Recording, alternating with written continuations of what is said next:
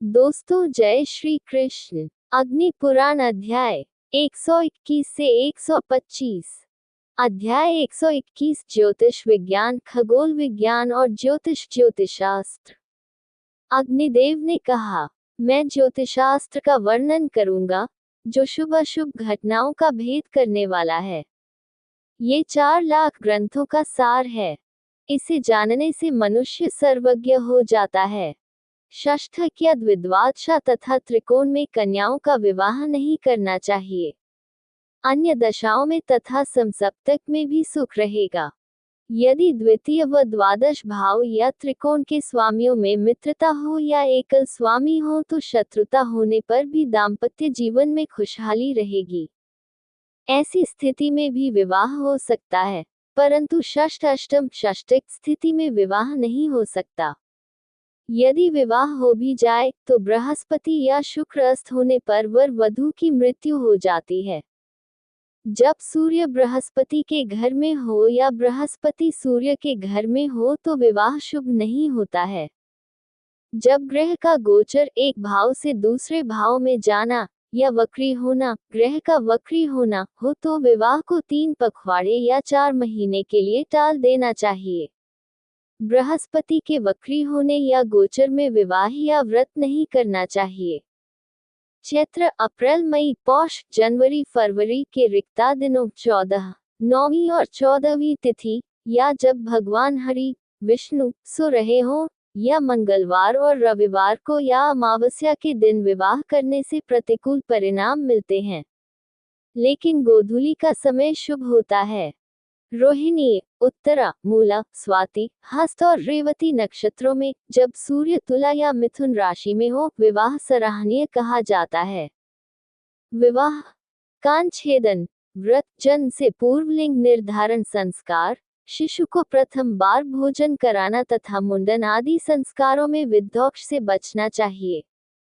बच्चे के जन्म से पहले उसके लिंग का निर्धारण करने का संस्कार श्रवण, मूल और पुष्य नक्षत्र में, रविवार, मंगलवार और बृहस्पति के दिन तथा कुंभ, सिंह और मीन राशि में किया जाना चाहिए। ऋण मुक्ति हस्त, मूल, मृग, रेवती नक्षत्रों में तथा बुधवार और शुक्रवार को करनी चाहिए।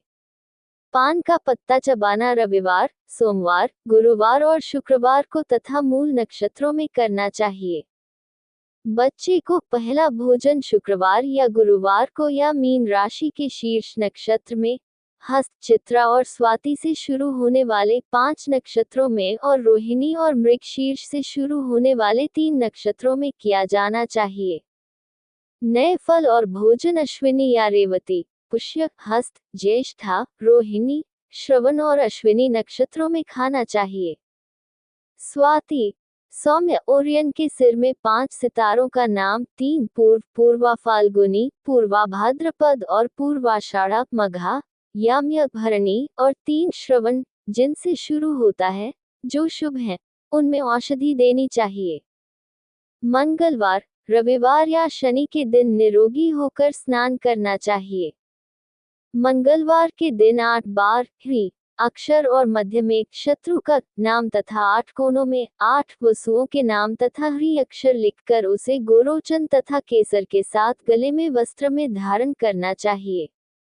इस मंत्र से शत्रुओं का शमन अवश्य होता है। श्रीन्ह्री मंत्र रक्षा करता है, जैसा कि ऊपर 8 कोनों में बताया गया है। भूर्ज के पत्ते पर गोरोचन तथा केसर के साथ श्रीन तथा हरि लिखकर हल्दी से लेप करने पर यह मंत्र रक्षा करता है। इसी तरह की लिखावट मिट्टी के नीचे दबा कर रखे पत्थर के स्लैब पर नीचे की ओर मुंह करके लिखने से वे नष्ट हो जाते हैं। ओम हूं सह मंत्र है। भूर्ज के पत्ते पर गोरोचन और केसर के साथ लिखा यह मंत्र मृत्यु को दूर भगाता है। पहला, 5वां और 9वां भाव संतुष्टि और दूसरा, 6ठा और 12वां भाव सामान्य कल्याण प्रदान करता है। तीसरा, 7वां और 11वां भाव प्राप्ति का कारण बनता है। चौथा, 8वां और 12वां भाव शत्रुता का कारण बनता है। मेष आदि 12 भाव क्रमशः शरीर, धन, भाई, मित्रता, संतान, शत्रुता, पत्नी, मृत्यु, धर्म, क्रियाकलाप, आय और व्यय का संकेत देते हैं। 9 तारबल इस प्रकार के बारे में बात करनी चाहिए: जन्म, संपत्ति, विपत्ति, क्षेम, प्रत्यरी, साधक, निधन, मित्र और परम मित्र। माघ, फरवरी मार्च से शुरू होने वाले 6 महीनों में रविवार, सोमवार, बुधवार, गुरुवार और शुक्रवार को बच्चे का पहला मुंडन किया जाता है। कर्णवेद, कान छेदना पुष्य, श्रवण और चित्रा नक्षत्रों में बुधवार और गुरुवार को करना चाहिए। 5वें वर्ष में अध्ययन का आरंभ भगवान हरि, विष्णु और वाणी की देवी और श्री लक्ष्मी, धन की देवी की पूजा करने के बाद किया जाना चाहिए। छठे, पहले और 15वें रिक्ता दिनों, चौथे, 9वें और 14वें दिन और मंगलवार को छोड़कर माघ से शुरू होने वाले 6 महीनों में कमरबंद बांधना शुभ होता है। श्रवण आदि नक्षत्रों में मुंडन आदि संस्कारों का पालन नहीं किया जाता। गुरु या शुक्र अस्त हो जाने पर तथा चंद्रमा क्षीण हो जाने पर ब्राह्मण बालक का अभिषेक करने से मृत्यु या मूर्खता होती है।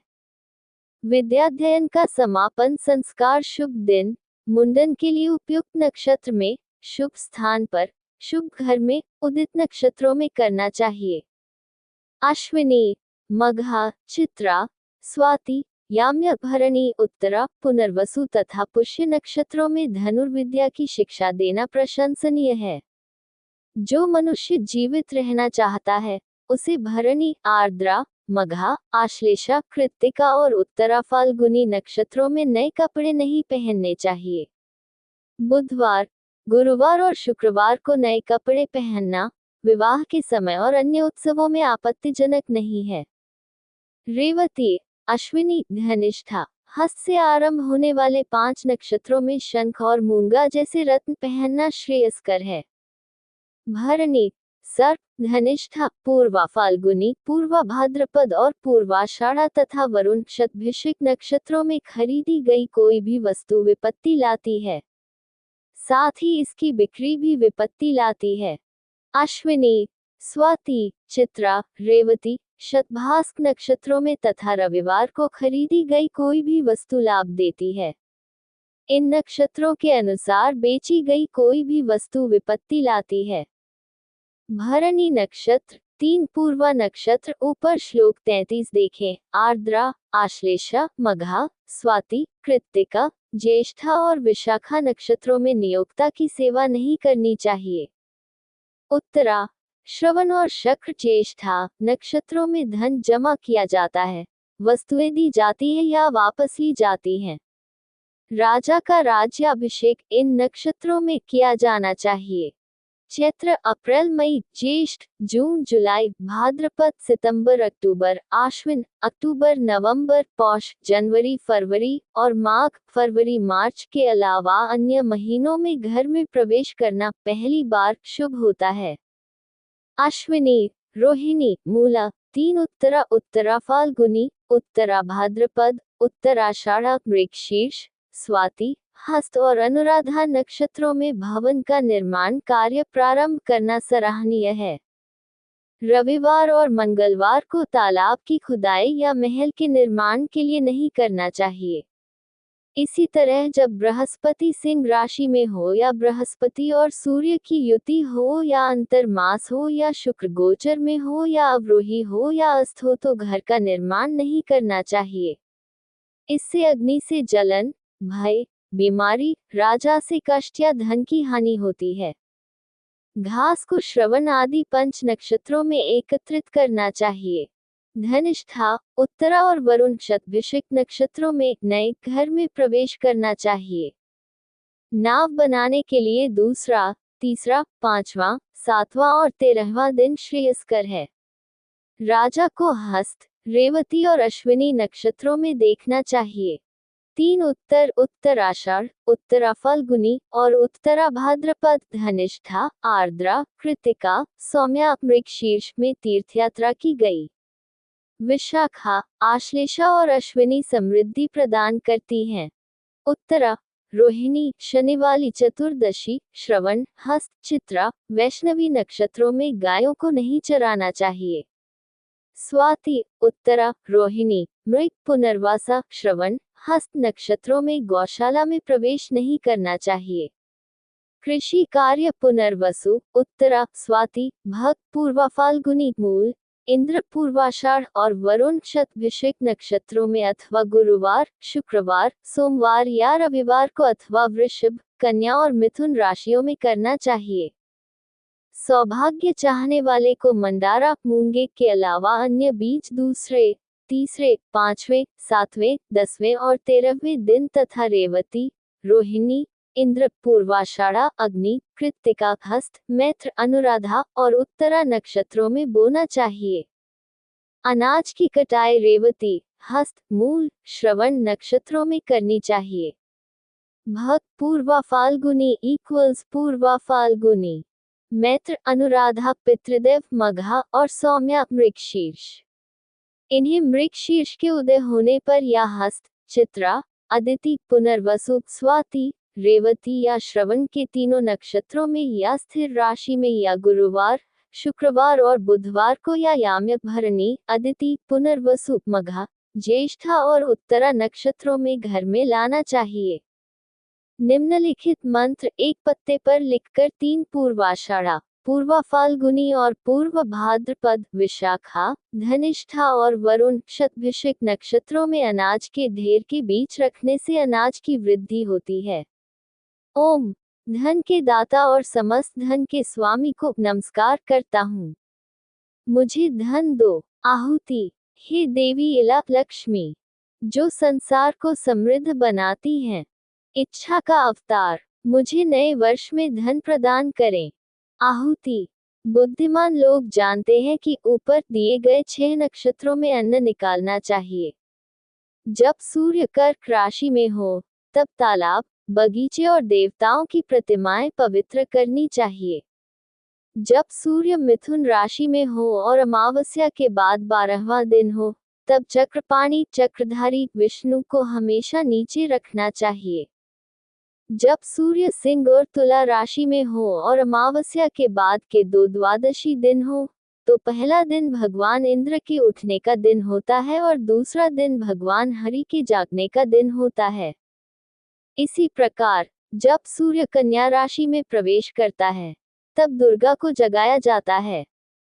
जब भद्रा तिथि चंद्र पक्ष का दूसरा, 7वां और 12वां दिन मंगलवार, रविवार या शनिवार को हो और 3/4 नक्षत्र से युक्त हो, तो उस संयोग को त्रिपुष्कर कहते हैं।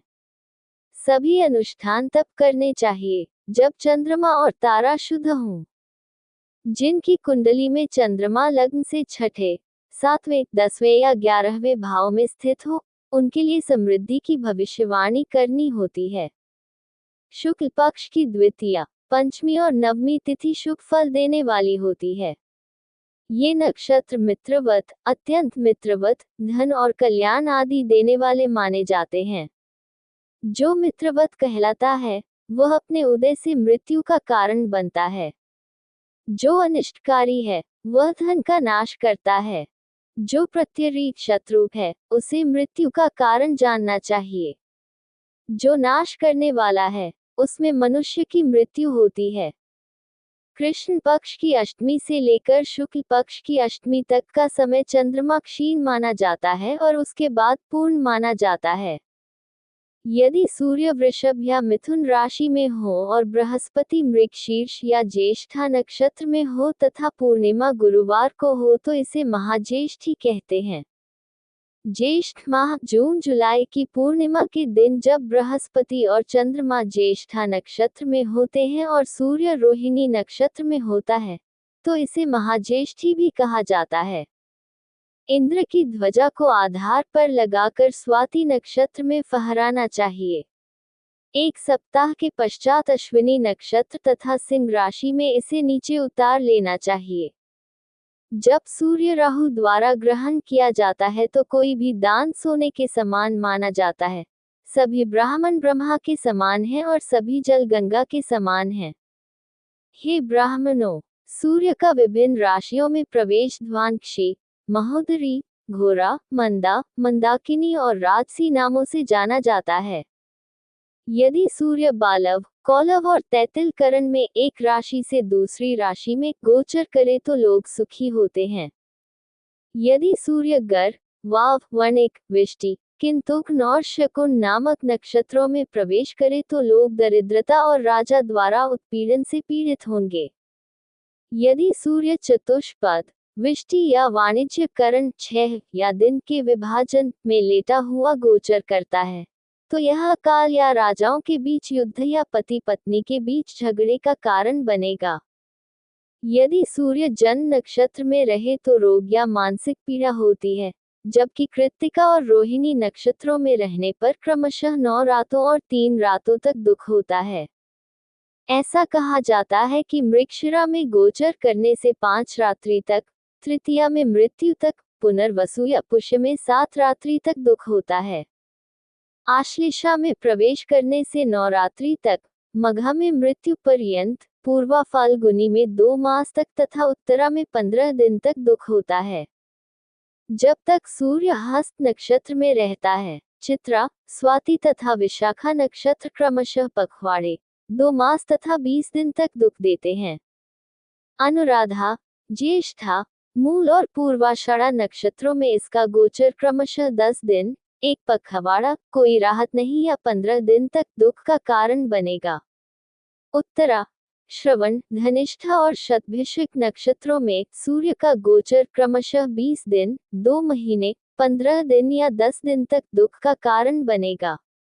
यदि यह भाद्रपद में प्रवेश करता है तो दुख से राहत नहीं मिलेगी।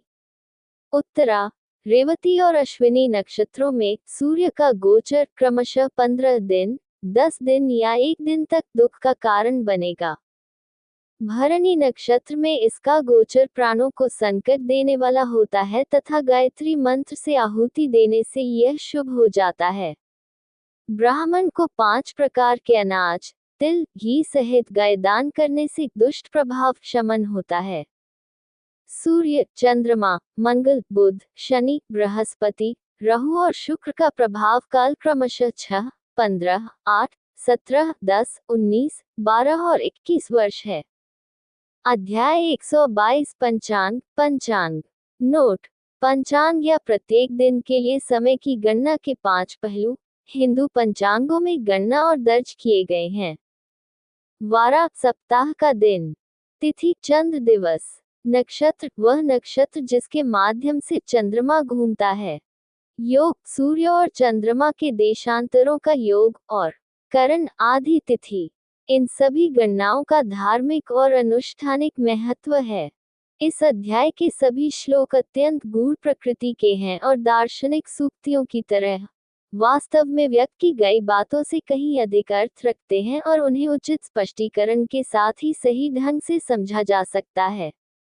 जबकि निहित जानकारी अनुवाद में कोष्ठक में दी गई है, नोट्स में एक उदाहरण दिया गया है जो चरण दर चरण कार्य को दर्शाता है।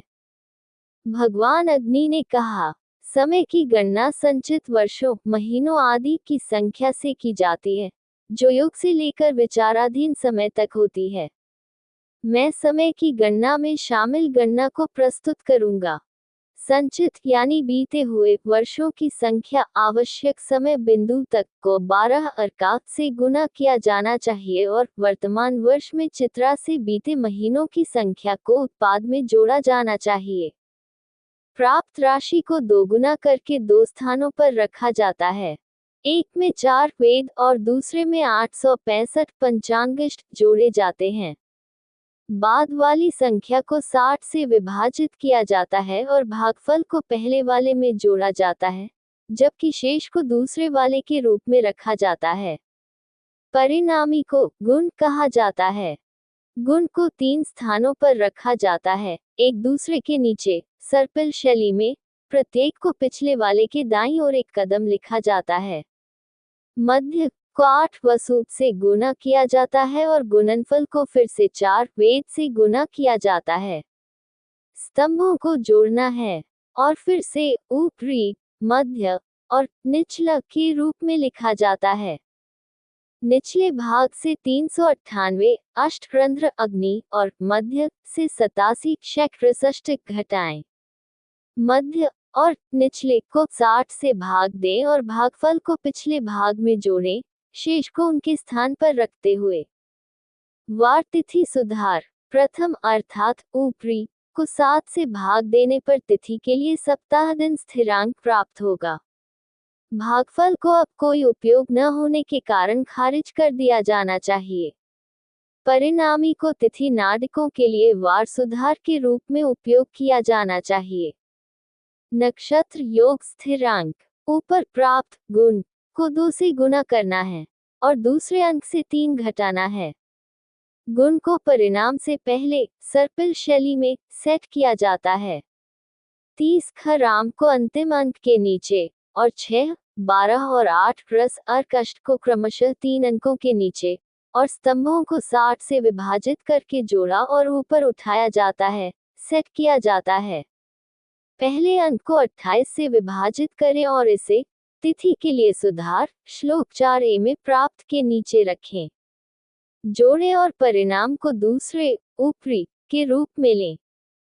गुण को आधा किया जाता है, 3 घटाया जाता है इसके दूसरे अंक से और पूरे भाव को 2 से गुना किया जाता है। यहाँ पहले अंक को 11 रुद्र से गुना किया जाता है, दूसरे अंक को 1 से बढ़ाया जाता है और 39 से विभाजित किया जाता है। भागफल को पहले अंक से घटाया जाता है और शेष को उसके स्थान पर रखा जाता है। परिणामी को मध्य कहा जाता है। पहले अंक से 22 घटाएं और इसे 60 से विभाजित करें, शेष निगमनात्मक है। भागफल को दूसरे ऊपरी श्लोक में जोड़ा जाता है। पहले अंक को 27 से विभाजित किया जाता है और शेष को उसके स्थान पर रख दिया जाता है। परिणामी भाव नक्षत्र और योग के सुधार के लिए स्थिरांक है। नक्षत्र तिथि की गणना के लिए एक मासिक स्थिरांक है, जो 2 पिंड यानी पूरी इकाइयां और 32 नाड़िकाएं हैं, जिन्हें श्लोक 4a में निहित तिथि सुधार में जोड़ा जाना है। इसी तरह नक्षत्र के लिए एक मासिक स्थिरांक है, जो 2 नक्षत्र और 11 नाड़िकाएं हैं, जिन्हें श्लोक 8a के नक्षत्र सुधार में जोड़ने पर बीता हुआ नक्षत्र और वर्तमान नक्षत्र में खोई हुई नाड़िकाएं मिलेंगी। सप्ताह का दिन और तिथि का आरंभ बिंदु। उपरोक्त तिथि सुधार श्लोक 4a में प्राप्त वर्दी तिथि सुधार में जोड़ें। तिथि संख्या को वार संख्या के नीचे रखें। 7 से भाग दें यदि वार और तिथि 7 से अधिक हो। शेष राशि रविवार से गिने गए सप्ताह के दिन और संबंधित तिथि के आरंभ के बिंदु पर अगले दिन में चली गई नाड़िकाएं देगी। तिथियों के मामले में पूर्ण इकाइयों पिंडकों को जोड़ने के बाद योग को 14 से विभाजित किया जाना चाहिए यदि योग 14 से अधिक हो और शेष को तिथि के रूप में लिया जाए।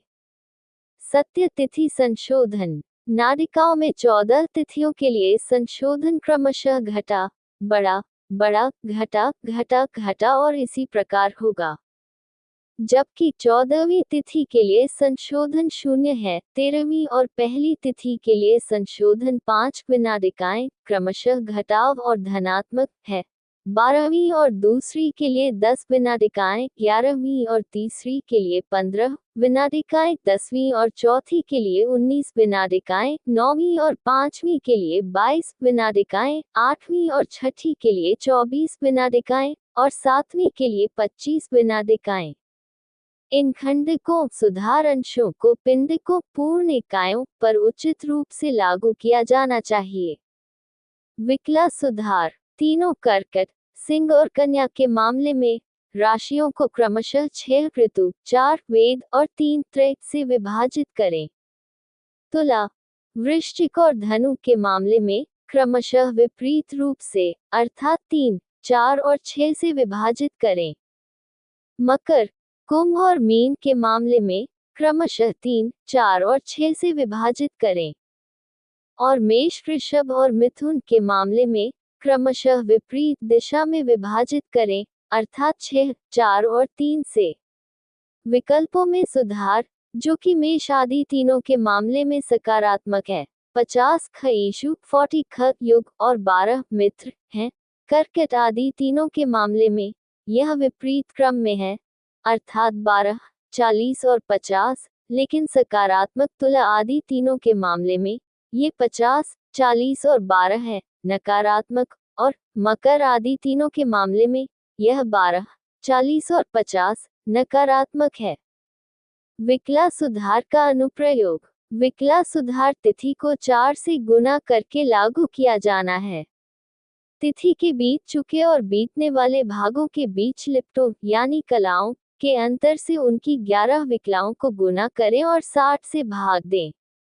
यदि बीता हुआ भाग बीतने वाले भाग से कम है तो सुधार को सकारात्मक माने, भले ही वह ऋणात्मक हो या सकारात्मक, उसे सकारात्मक ही रखें। जबकि बीतने वाले भाग के अधिक होने की स्थिति में मामला इसके विपरीत है, यानी सुधार को ऋणात्मक या सकारात्मक दोनों ही रूप में लिया जाना है। तिथि में और सुधार। तिथि की नाडिकाओं को 2 गुना, तिगुना करें और उसमें से उत्पाद का छठा भाग घटाएं। सूर्य के लिए प्राप्त तिथि नाडिकाओं को उल्टे क्रम में लागू करें और परिणाम को 60 से घटाएं। तिथि की सही नाड़ियां प्राप्त होंगी। यदि घटाया नहीं जा सकता है तो 60 जोड़ें और घटाएं। यदि 60 से अधिक है तो 60 घटाएं और घटाएं। टोगा। तिथि नक्षत्र से संबंधित है। तिथि को 4 से गुना करके उसमें 1/3 तिथि का जोड़ दिया जाता है। इसमें नकारात्मक सुधार लागू करें। इसे 27 से विभाजित करके बीत चुके योग और वर्तमान योग में नाडिकाएं प्राप्त की जाती हैं। योग की गणना के लिए सही तिथि का उपयोग किया जाना चाहिए। सूर्य और चंद्रमा के देशांतर को कलाओं में जोड़कर 800 से भाग देने पर भी योग प्राप्त होता है। करण। तिथियों की संख्या को 1 से घटाकर 2 से गुना करने पर तथा गुणनफल को 7 से भाग देने पर दिन के समय का करण प्राप्त होता है। तिथि संख्या को 2 से गुना करने पर तथा गुणनफल को 1 से घटाकर 6 कृत से भाग देने पर रात्रि का करण प्राप्त होता है। कृष्ण पक्ष की 14वीं तिथि के अंत अर्थात दूसरे आधे भाग के करण को शकुनी कहते हैं। पूर्णिमा के पहले आधे भाग को चतुष्पद कहते हैं। पूर्णिमा के अंत अर्थात दूसरे आधे भाग के करण को ही नाग कहते हैं तथा शुक्ल पक्ष के प्रथम अर्थात पहले आधे भाग के करण को किंस्तुघ्न कहते हैं।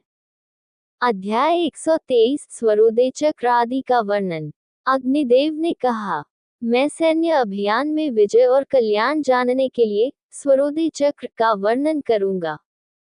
स्वर अ, ई, उ, ई और ओ क्रम में विभिन्न वर्गों में लिखे जाने चाहिए और फिर दिन, तिथियां, नंदा और अन्य नीचे क्रम में लिखे जाने चाहिए। मंगल, सूर्य, बुध, चंद्रमा, बृहस्पति और शुक्र ग्रहों के नाम दाहिनी ओर तथा मंगल, सूर्य और शनि ग्रहों के नाम दूसरी ओर क से ह अक्षरों में अंकित हैं। सूर्योदय से लेकर अगले दिन सूर्योदय तक के समय को 29 से गुना करके 12 से भाग देना चाहिए और भागफल को क्रमशः 9 और 3 से भाग देना चाहिए। भागफल स्वरों की प्रबलता का समय या दिन प्रतिदिन उनके द्वारा प्रदर्शित सिद्धांतों का समय है। जिस तिथि को प्रबलता होती है वह किसी भी अभियान के आयोजक के लिए मृत्यु लाती है। 3 स्फुरन धड़कन मिलकर एक उच्छ्वास सांस बनाते हैं। 3 उच्छ्वास मिलकर एक पल समय की माप बनाते हैं। 60 पलों से एक लिप्टा बनता है। 60 लिप्टा एक दिन बनाते हैं। 5 स्वर बालक, बालक, युवा, वृद्ध और मृत्यु अपनी अर्धोदय अवस्था में जाने जाते हैं। इसे 11वें स्थान पर होने पर उदय और अस्त माना जाता है और 5वें स्थान के साथ मिलकर मृत्यु और विपरीतता लाता है। इस प्रकार अब तक का स्वरोदय चक्र शनि चक्र, शनि का आरेख में ग्रहों का उदय पखवाड़े में माना जाता है। इसमें 15 वर्ग होंगे। इसमें शनि का स्थान मृत्यु को दर्शाता है। इस प्रकार शनि चक्र समाप्त होता है। कूर्म चक्र कछुए के आकार का है। परिणाम ज्ञात है, मघा से शुरू होकर कृत्तिका तक के नक्षत्रों में शनि की स्थिति से। इस प्रकार कूर्म चक्र समाप्त होता है। राहु चक्र में 7 वर्ग ऊपर और 7 नीचे लिखने चाहिए। पूर्णिमा के दिन राहु दक्षिण पूर्व से उत्तर पश्चिम की ओर यात्रा करता है और अमावस्या के दिन उत्तर पश्चिम में स्थित होकर दक्षिण पश्चिम में चला जाता है। रा अक्षर दक्षिण भाग में और ह अक्षर उत्तर पश्चिम में लिखना चाहिए। प्रथम चंद्र दिवस और अन्य दिनों पर क आदि अक्षर और उत्तर पश्चिम में स अक्षर अंकित किए जाते हैं।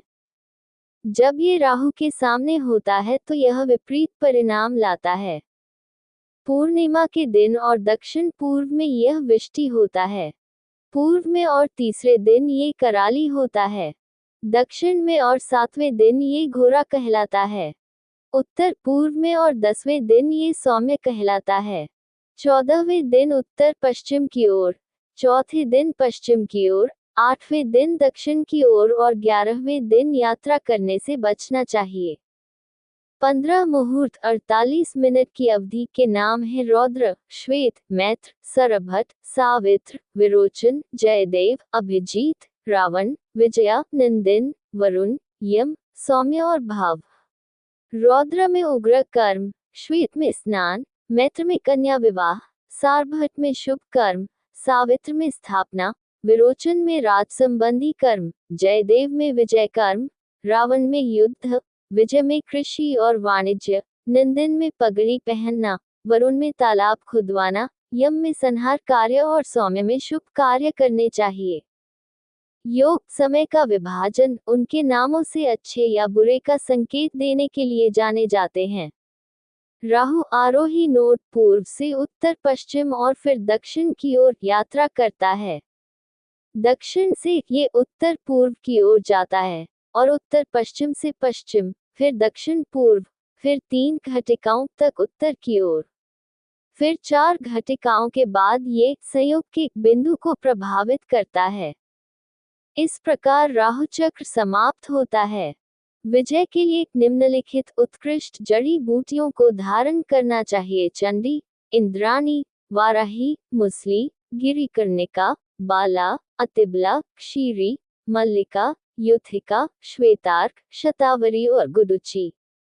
ओम मंत्र का उच्चारण करते हुए जटा बांधनी चाहिए। हाथ में तलवार और कुल्हाड़ी धारण करने वाले भैरव को नमस्कार है। ओम ह्रूं विघ्न विनाशक को नमस्कार है, सफलता के लिए। इसी मंत्र से माथे पर तिलक, आंखों में काजल और सुगंधित धुआं लगाना चाहिए। मेरी बात सुनो, मैं स्नान और पीने के लिए विभिन्न प्रकार के उपटनों और चूर्ण युक्त औषधियों का वर्णन करूंगा। सुभगा, मन, शीला, आसनिक ताल, शंख और तरुणी के दूध से बना तिलक माथे पर लगाने से शत्रु पर विजय प्राप्त होती है। विष्णु क्रांति, सर्पक्षी, सहदेव और रोचना को बकरी के दूध के साथ लेप करके माथे पर लगाने से शत्रु पर विजय प्राप्त होती है। प्रियंगु, केसर, कुष्ठ, मोहनी और तग को घी के साथ पहनने से शत्रु पर विजय प्राप्त होती है। रोचना, लाल चंदन, निशा, मनशिला, ताल, प्रियंगु और सरसों लेप करके पहना जाए भी वही फल देती है। मोहिनी, हरिता, कांता, सहदेवी और शिखा को अनार के रस में लेप करके माथे पर लगाने से सबको वश में किया जाता है। यहाँ तक कि इंद्र सहित देवता भी वश में हो जाते हैं। फिर बेचारे मनुष्यों का क्या? मंजिष्ठा, लाल चंदन, कटुकद और विलासिनी के साथ पुनमवा का लेप करने से सूर्य देवता भी वश में हो जाते हैं। चंदन, नागपुष्प, मंजिष्ठा, तग, वाचा, लोथ, प्रियंगु और रजनी को मसी के तेल के साथ मिलाकर लगाने से अन्य लोग वश में हो जाते हैं। अध्याय 124, युद्ध में विजय का विज्ञान। ज्योतिष। अग्निदेव ने कहा, मैं युद्ध में विजय के लिए प्रतिपादित ज्योतिषास्त्र का सार अर्थात युद्ध जय अर्णव का वर्णन करूंगा, बिना मंत्र और जड़ी बूटियों के प्रयोग के, तथा जैसा कि ईश्वर भगवान शिव ने उमा को बताया है। देवी ने कहा, देवताओं ने जिस युक्ति से दैत्यों को जीता था, वह युक्ति मुझे समझाए। इसी प्रकार युद्ध में सफलता के लिए जो विद्या है, वह भी मुझे समझाए। इससे अच्छे बुरे का विवेक होता है। प्रभु ने कहा, मुख्य देवता की इच्छा से 15 अक्षरों वाली शक्ति उत्पन्न हुई। तब चल और अचल की उत्पत्ति हुई। शक्ति की पूजा से मनुष्य की इच्छा पूरी होती है। मैं 5 मंत्रों से उत्पन्न मंत्र का आधार बताऊंगा। वे मंत्र सभी मंत्रों में प्रारंभ और अंत में विद्यमान रहते हैं। ये क्रमशः ऋक्, यजुः, सामन और अथर्ववेद के मंत्र हैं। ब्रह्मा, विष्णु, रुद्र, ईश, शिव, इंद्र और अन्य जो सप्तशिखा देव कहलाते हैं, उनके मंत्र ये 5 मंत्र हैं। आ ई ओ भाग हैं। मूल मंत्र ब्रह्मा को कहा गया है। जिस प्रकार पूर्ण विकसित न हुई लकड़ी में अग्नि दिखाई नहीं देती, उसी प्रकार शरीर में शेष बची हुई भगवान शिव की शक्ति दिखाई नहीं देती। ओम अक्षर से सुशोभित शक्ति सर्वप्रथम उत्पन्न होती है। हे महान महिला, तब ई अक्षर के साथ हिंदू बिंदु उत्पन्न हुआ। तब ध्वनि की आत्मा उ अक्षर का जन्म हुआ। ये हृदय में रहकर ध्वनि उत्पन्न करता है। तब मोक्ष मार्ग का ज्ञान देने वाला अर्धचंद्राकार अक्षर ई उत्पन्न हुआ।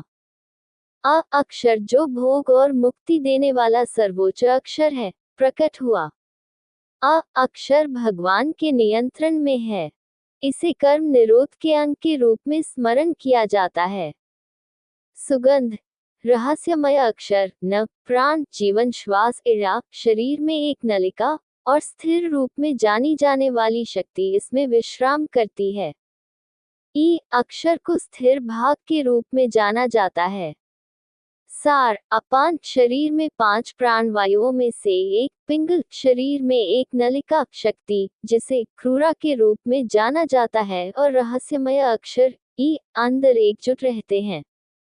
ओ अक्षर ज्ञान भाग है, वह रूप जो अग्नि की विशेषता है।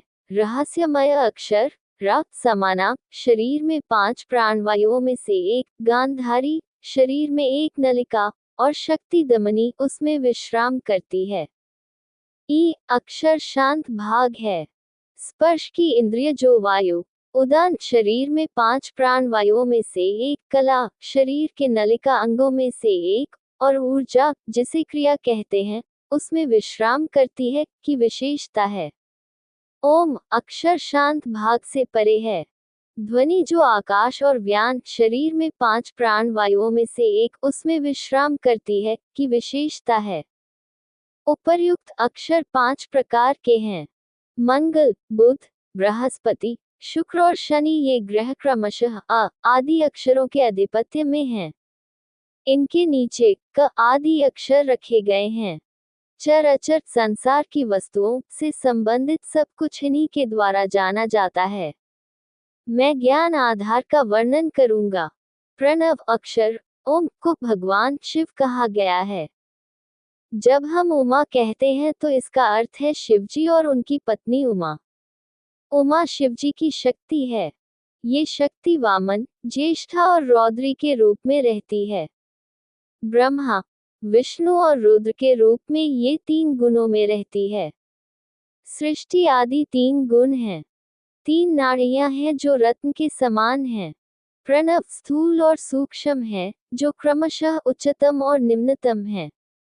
मनुष्य को दिन रात उस प्रणव का ध्यान करना चाहिए जो श्वेत रंग का है, जो उत्तम अमृत की वर्षा करता है और आत्मा को जल से भर देता है। हे देवी, मनुष्य अजर अमर हो जाएगा और भगवान शिव के गुणों को प्राप्त करेगा। अंगूठों से प्रारंभ करके मध्य में नेत्र और अंगुलियों में अंग स्थापित किए गए हैं। फिर मृत्युंजय पृथ्वी को जीतने वाले भगवान शिव की पूजा करनी चाहिए और युद्ध में विजयी होना चाहिए। ध्वनि शून्य और बिना किसी सहारे के है। स्पर्श व्यंजन का से मां को क्षैतिज रूप से झुकाकर स्पर्श किया जाना चाहिए। इस रूप को ऊपर की ओर गति करने वाला और पानी के नीचे स्थित बताया गया है। सुगंध सभी स्थानों से पृथक रहती है। इसका मुख्य भाग मध्य में रहता है। शिव रूपी कंद मूल नाभि के मूल में रहता है।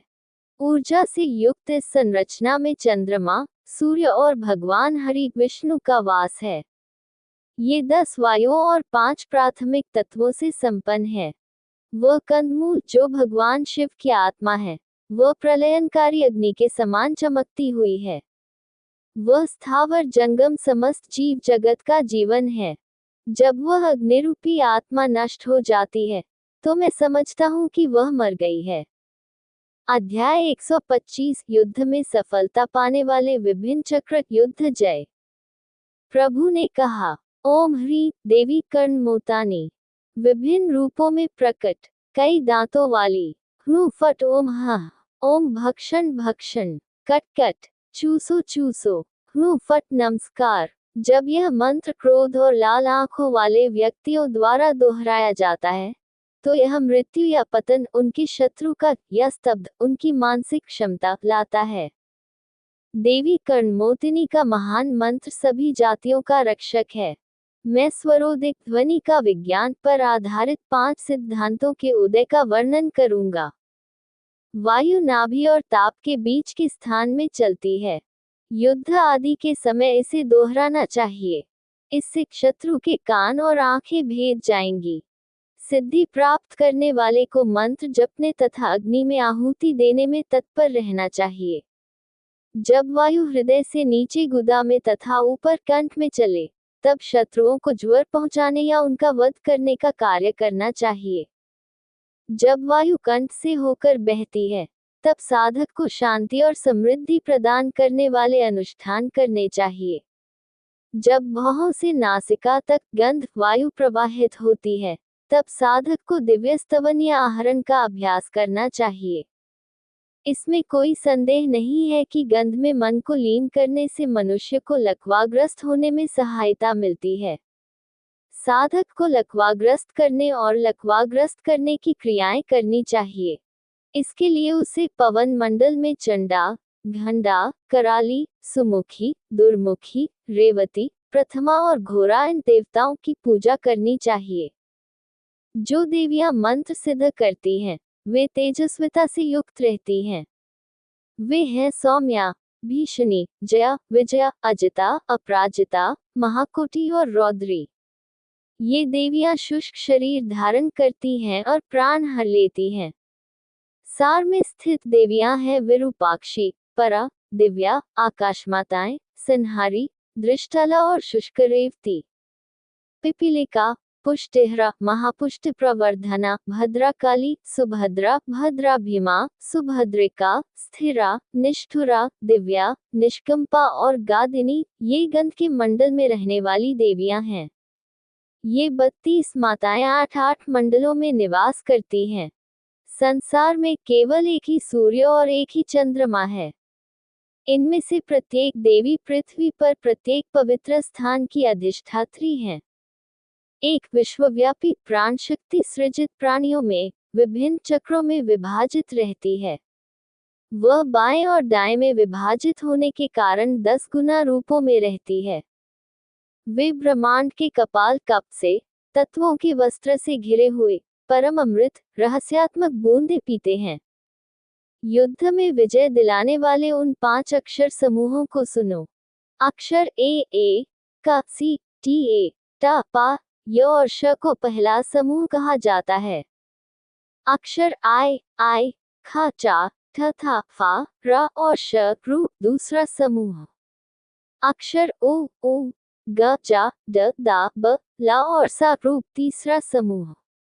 अक्षर ई ए घ छा धा धा भा वा और हा चौथा समूह बनाते हैं। अक्षर ओ आ अह अन ना और म पांचवें समूह का निर्माण करते हैं। ये 45 अक्षर मनुष्य की समृद्धि को दर्शाते हैं।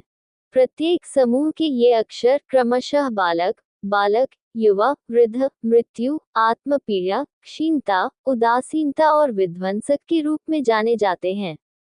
नक्षत्र कृत्तिका, पखवाड़े का पहला दिन और ग्रह मंगल व्यक्ति के लिए लाभकारी माने जाते हैं। मंगलवार को षष्ठी तिथि और मघा तथा मंगलवार को 11वीं तिथि और आर्द्रा कष्ट देती है। मंगलवार को मघा और द्वितीया तिथि होने से लाभ होता है। बुधवार को आर्द्रा और सप्तमी तिथि होने से हानि होती है। मंगलवार को भरणी और श्रवण नक्षत्र भी इसी प्रकार के होते हैं। पूर्वा फाल्गुन और तृतीया तिथि वाला गुरुवार लाभदायक होता है। जिस गुरुवार को 8वां दिन धनिष्ठा और आर्द्रा हो तथा जिस दिन 13वां दिन आश्लेषा हो, उस दिन मृत्यु होती है। जिस शुक्रवार को चौथे दिन पूर्वा भाद्रपद हो, उस दिन भी यही स्थिति होती है। शुक्रवार, जिस दिन पुंषाढ़ा, नवमी, भरणी और 14वीं तिथि हो, वह कष्ट देने वाला होता है। शनिवार को पड़ने वाली 5वीं तिथि और कृत्तिका नक्षत्र समृद्धिदायक होता है। शनिवार के साथ आश्लेषा नक्षत्र के साथ 10वीं तिथि कष्ट देने वाली होती है। मघा, शनिवार और पूर्णिमा का संयोग घातक माना जाता है। पहले से 9वें तक पूर्व, उत्तर, दक्षिण पूर्व, दक्षिण पश्चिम, दक्षिण, उत्तर पश्चिम, चंद्रमा और ब्रह्मा की दृष्टि होती है।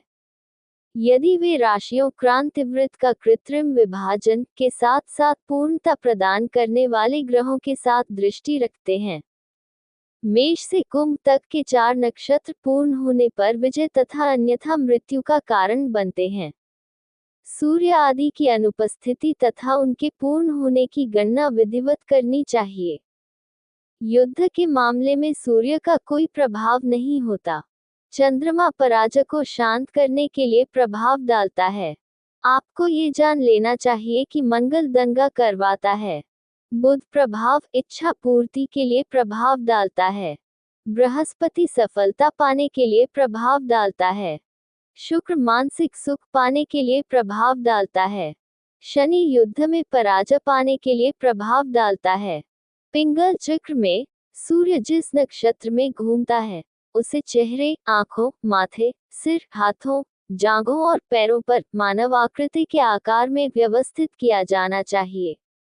यदि पैर पर 3 तारे संबंधित व्यक्ति के जन्म नक्षत्र के समान हैं, ये मृत्यु का संकेत देता है। यदि दोनों तरफ है तो ये समृद्धि की हानि का संकेत देता है। यदि मुख पर 3 नक्षत्र हों तो जन्म नक्षत्र के समान हो तो ये क्लेश का संकेत है।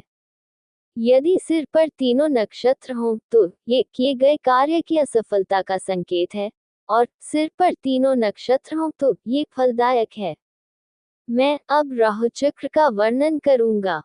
ये पूर्व से दक्षिण पश्चिम, दक्षिण पश्चिम से उत्तर, उत्तर से दक्षिण पूर्व, दक्षिण पूर्व से पश्चिम, पश्चिम से उत्तर पूर्व, उत्तर पूर्व से दक्षिण, दक्षिण से उत्तर पश्चिम तथा पुनः उत्तर की ओर प्रतिदिन 4 घटिकाओं के समय में जाती है। हे प्रिय, अब मैं तुम्हें राहु के समान चंद्रमा की कलाओं के विषय में तथा दक्षिण पूर्व से उत्तर पूर्व तथा पूर्णिमा आदि से भिन्न भिन्न दिशाओं के विषय में बताऊंगा, जहाँ की यात्रा उनके क्रमशः चलते रहने पर अशुभ मानी जाती है। राहु के पीछे से आरंभ किया गया अभियान युद्ध में सफलता देता है, जबकि उसके आगे से आरंभ किया गया अभियान मृत्यु लाता है। कृष्ण पक्ष की अष्टमी तक राहु की पूर्व दिशा पर दृष्टि भय उत्पन्न करती है। इसी प्रकार राहु उत्तर पूर्व, दक्षिण पूर्व, उत्तर पश्चिम और दक्षिण पश्चिम दिशा में एक ही दिन कार्य करता है। यदि मेष आदि नक्षत्र पूर्व दिशा में हो और सूर्य वहां उपस्थित हो तो कृष्ण पक्ष में तीसरे दिन, 7वें दिन, 10वें दिन, शुक्ल पक्ष में 14वें दिन, चौथे दिन, 11वें दिन और 15वें दिन दक्षिण पूर्व और उत्तर पश्चिम में विष्टि एक प्रकार का प्रतिकूल काल होती है। आप च, त, प, य और श ये 5 वर्ण समूह सूर्य आदि ग्रहों के प्रतीक हैं। गिद्ध, उल्लू, बाज, छोटा उल्लू, कौशिक, सारस, मोर और जलपक्षी पक्षी हैं। पहले हवि द्वारा इस रहस्यपूर्ण अक्षर की सिद्धि करनी चाहिए। फिर जब यह उच्चाटन शत्रु को भगाने वाला एक प्रकार का आकर्षण हो जाता है, तब इसे विस्तार कहते हैं। फिर इस रहस्यपूर्ण अक्षर का प्रयोग दूसरे को वश में करने, ज्वर और आकर्षण में वांछित फल सिद्ध करता है। नमस्कार। अक्षर का प्रयोग सुख और शांति के कार्यों में, वोष्ठ अक्षर का प्रयोग पोषण और संयम आदि के कार्यों में करना चाहिए। हूँ अक्षर का प्रयोग मृत्यु, मैत्री विच्छेद आदि के लिए तथा फट अक्षर का प्रयोग शत्रुओं को भगाने के लिए करना चाहिए। वष्ट अक्षर का प्रयोग संतान प्राप्ति और वैभव आदि के लिए करना चाहिए। इस प्रकार 6 प्रकार के रहस्यपूर्ण अक्षर हैं। अब मैं उन औषधीय पौधों का वर्णन करूंगा जो अच्छी सुरक्षा प्रदान करते हैं। महाकाली, चंडी, वाराही, ईश्वरी, सुदर्शन और इंद्राणी जब शरीर पर धारण की जाती हैं तो रक्षा करती हैं। बला, अतिबला, भीरू, मूसली, सहदेवी, जति, मल्लिका, युति, युथक, युथो, गरुड़ी, भरिंगराज इक्वल्स भरिंगराजक और चक्ररूपा महान जड़ी बूटियां हैं जो शरीर पर धारण करने पर विजय प्रदान करती हैं। हे श्रेष्ठ देवी, यदि ग्रहण के समय इन्हें एकत्र किया जाए तो ये पुण्य प्रदान करने वाले होते हैं। मिट्टी से सर्वगुण संपन्न हाथी बनाकर उसके पैर के पास अनुष्ठान करके शत्रु को स्तब्ध कर देना चाहिए। चींटी के टीले की मिट्टी एकत्र करके पर्वत की चोटी पर या एक वृक्ष वाले स्थान पर या बिजली गिरने वाले स्थान पर अनुष्ठान करना चाहिए। फिर पहले आह्वान की गई 2 दिव्य माताओं को लगाना चाहिए। ओम। महाभीरों को नमस्कार है। विकृत दांत वाले भयंकर रूप को, पीले नेत्रों वाले को, त्रिशूल और तलवार धारण करने वाले को, वॉष्ट। हे देवी, मिट्टी की पूजा करनी चाहिए और शत्रु के असंख्य शस्त्रों को स्तब्ध कर देना चाहिए। मैं युद्ध आदि में विजय दिलाने वाली अग्नि से संबंधित क्रियाओं का वर्णन करूंगा। साधक को नग्न रहना चाहिए, शिखा खोलकर दक्षिण की ओर मुख करके रात्रि में शमशान में लकड़ियों से प्रज्वलित अग्नि में मनुष्य का मांस, रक्त और विष, अन्न का भूसा, हड्डी के टुकड़े मिलाकर आहुति देनी चाहिए तथा शत्रु का नाम 108 बार लेना चाहिए। ओम। कौमारी देवी को नमस्कार। टालमटोल करती हो, फुसलाती हो। हे घंटा देवी, इस व्यक्ति को तुरंत मार डालो। हे ज्ञान की देवी, तुम्हें नमस्कार है। इस मंत्र से आहुति देने से शत्रु बंधन से मुक्त हो जाता है।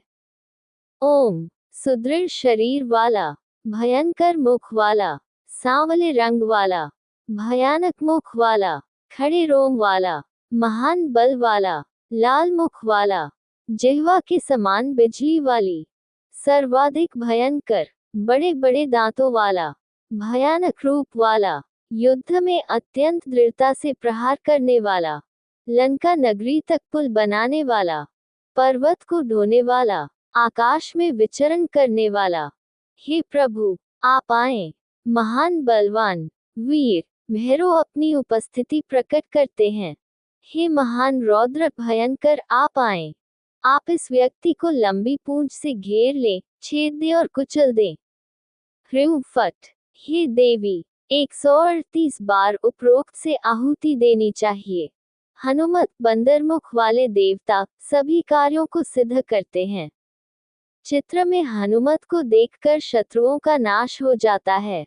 अगली वीडियो देखने के लिए आप चैनल सब्सक्राइब जरूर करें और लाइक करें और कमेंट करें। जय श्री राधा कृष्ण।